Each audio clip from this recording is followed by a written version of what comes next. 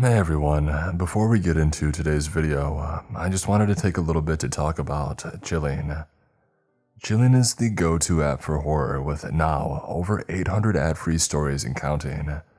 With that many stories, you never have to worry about running out of new things to listen to.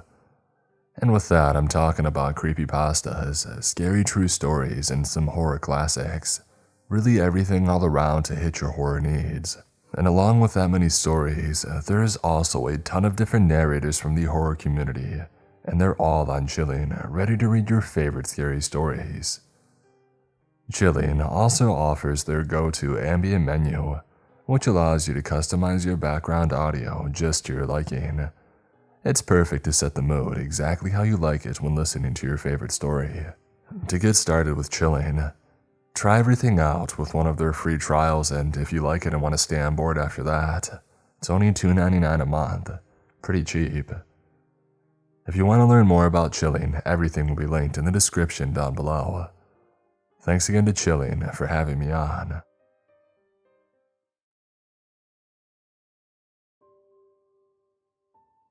As soon as I had heard that a woman had burned her own son alive in his room because she thought he was possessed by a demon, I knew this wasn't going to be a walk in the park. My heart is in shambles upon hearing that, but it's actually something that I've had the misfortune of growing used to hearing by now. I had received a call from the woman's husband, and he said that he was tired of watching this town fall victim to the forces of hell. His words, claiming the police are doing little to nothing about missing person reports, leading them to often close the case with an apology and condolences. Coincidentally enough, the husband had friends who knew a client of mine and had referenced me. I usually charge a lot because I gain results. He accepted, and I began searching news reports about the area, also informing him that we could meet the following day. Well, he was right about one thing. The police weren't doing much of anything in this town. The forces of hell thing was yet to be determined, but reading through the most recent crime reports I found in the rather desolate public records building further proved that what he had said was true. And this is how I found out about a town in Florida that I'll never visit again. I won't be giving you my name because it's not important anymore. I do work as a private eye and have been going on for 7 years now, but after this one I think that I'm done. I usually don't investigate normal cases, you see. I take various cases depending. These aren't the only ones though. I'll take up the cases that detective and police will just stick to keeping closed. The ones they don't dare speak about to their families because it haunts them at night. I guess you could say that I'm not wired like most people. I yearn for the unknown. Solving a whodunit over the years gave me that satisfaction of keeping the streets clean, one bad guy at a time.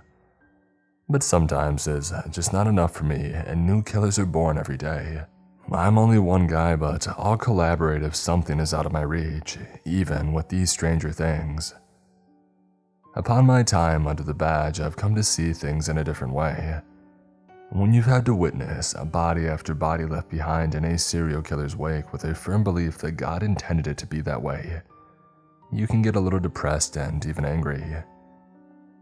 I've been in interviews with madmen that explain they've tasted the flesh of an angel, and it showed them the truth about heaven and death. How do people truly get this sick, you might ask? Well, it's easy. Trauma, guilt, sadness, anger, the list goes on. You get used to the yammering and the clinging to a logical or a spiritual reason behind their insidious intent. But what about the people who cling to their belief that they are being told that their actions are just by some higher power, but that higher power is actually real? They could be schizophrenic, suffering a psychotic break, but in some cases, it's more than meets the eye. I've come across a case where a 26-year-old male was convinced that their coworker was some kind of antichrist, causing them to start a YouTube channel when nobody believed them, explaining there were more people like him out there, trying to prove his belief until finally one day he bought a gun from the local arms dealer and he took out an innocent man after work in the parking lot. Don't bother looking for the channel. My morbid curiosity won me over, but I couldn't find it. Sure, it does sound like a nut job, and the thing is, you won't hear about these kinds of things on the news sometimes. You won't know who any of these people are unless you know somebody or were there. And what police won't tell you is that the man had just gotten back from a retreat in the mountains not too close to home, and something came back with him. The group the man was involved with is apparently still being investigated after their country's police force had found and reported back to these states several decomposing bodies in recently dug up graves and a large open field near their compound. The group church building housing a rather peculiar looking shrine, and human remains caked to the supposed deity. That case is still ongoing because the supposed cult leader in question was said to show unprecedented strength and abilities unknown to the agents that went in to detain him, and subsequently failed. I've heard that the FBI opened an investigation with some kind of government task force agency. Now believe what you want, but you won't hear about this kind of thing anywhere else that I'm sure. Yeah, I've come across some interesting things in this line of work. That's only one of them. I would normally share more and tell you to even look me up anytime and get in contact if you're experiencing something unexplainable. But after some of the more recent events, I've decided that I have to go under the radar. It's important that you understand I take my job seriously, but besides that, I value my life a little more. Now I'm posting this here because there is a genuine fear that I have grown for this place as the days roll by through my investigation. It's not just the case itself. There's an air here that fills me with the sense that I'm being observed from unseen eyes constantly. Needless to say, however, I had to see what I could do about it. It's not every day you get a call like that. The meeting went fine and the husband had his head mostly down. The man explained that he used to be involved with 2 committees and crime watches, but he didn't say anything more on that and left the building after our meeting was finished. Before the thought of getting a room somewhere had crossed my mind, I looked over at a map of the town once more to see what exactly I was getting into.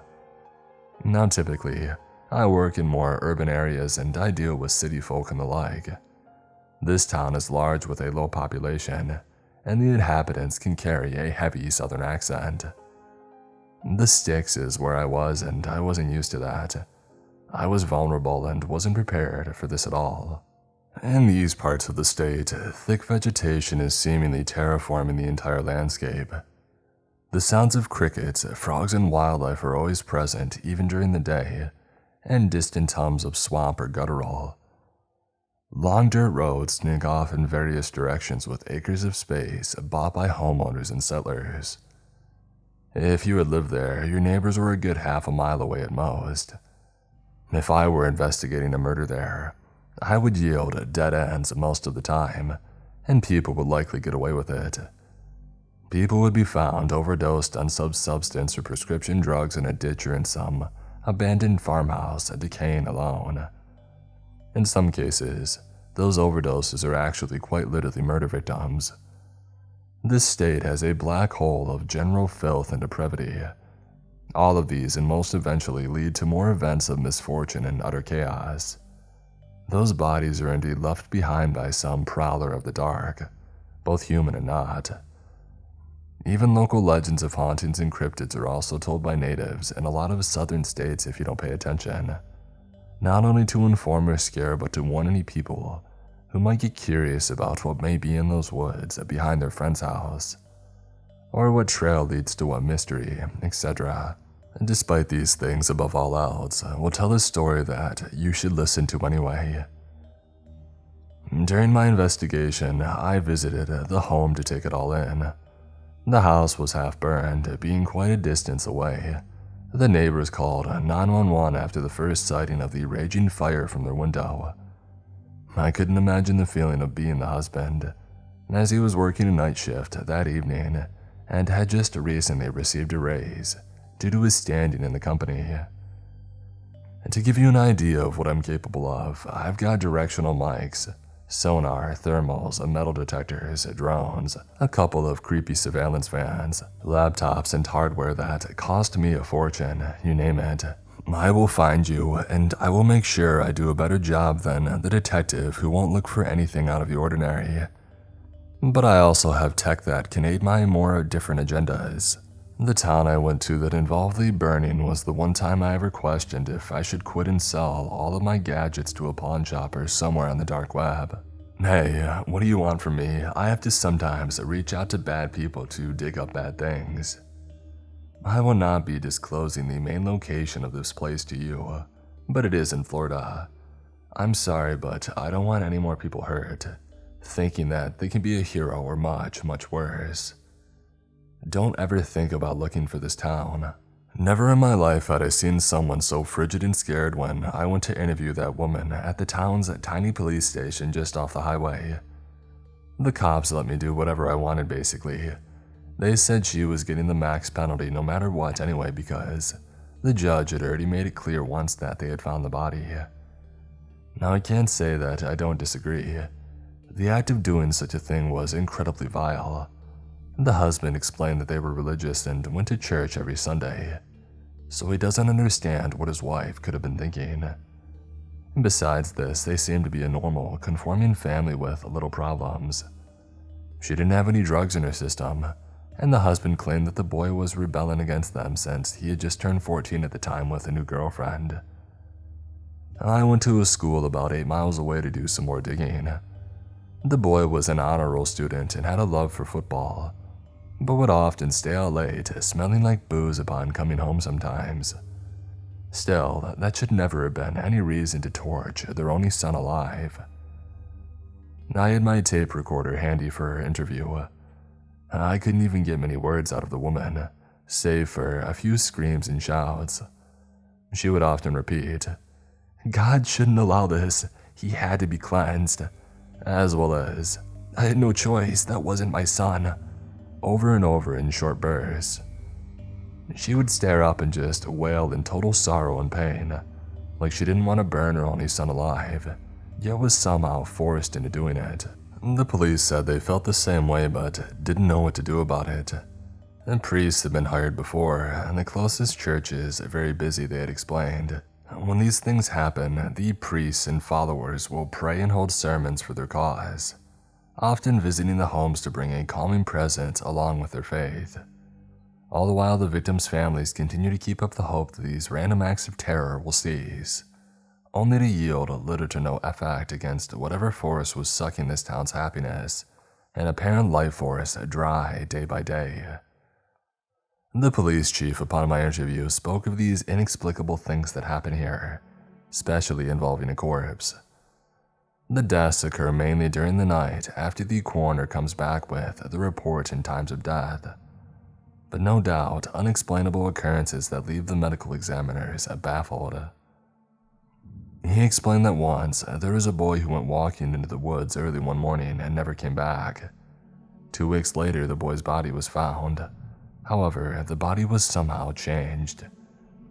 The boy had mutations, small bone-like appendages clawing through his wrists and elbows. The boy had these strange, gnarled fangs and his eyes were bulging out of their sockets. He was found in the state, bloated in a small body of water in those woods, and the family swore they never knew what happened and couldn't possibly understand what it meant. This got me thinking. I've heard of cryptid transformations before, but they are usually through horrible ancient rituals where the victim or the willing person would either have their organs taken as an offering to become undead, or to perhaps take in a foreign substance after something was given up, both causing their anatomy to change. But for a 6-year-old to be forced into doing something like that, or that the boy did it to himself, was completely out of the question. This was something else.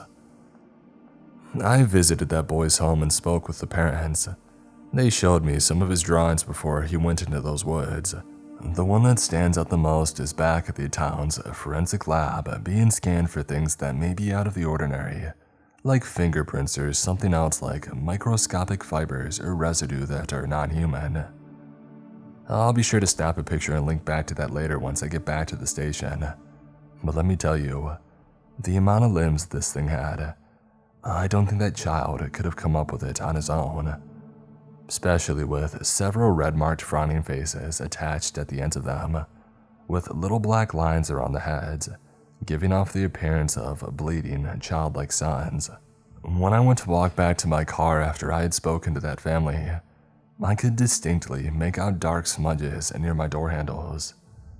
Upon looking inside, there was nothing, but the creeping thought that something was near my vehicle during that time looms, and my only conclusive thought is that it tried to get to me because I've been investigating this town for too long. I know when to take a hint. My head was on a swivel, driving from then on as me constantly looking in the rearview and to the back seat. I got a car wash to clean away the reminder. I've never had anything supernatural get this close to me, and I don't think that I'll ever get over that anytime soon. All of it has made me feel dread for the very first time in my life. No matter how bizarre this case is, no matter how many people have died, and no matter what else may happen in that town, I will not be going into those woods to find anything out. I know better. This will be my official report and a warning to you. As for them, the people in that town, well, this is above my pay grade. I've informed the husband that he can keep the rest of his money. With the state that his house and life is in, he'll need every penny, and I already feel bad for charging the poor guy. But the only answers that he needs are away from that town and those woods. I won't bring myself to dig my own grave. Maybe that task force agency will somehow listen to me if I reach out, or if they see this. If you have any ideas, I say keep them to yourself. I won't be involving myself with it once I post this.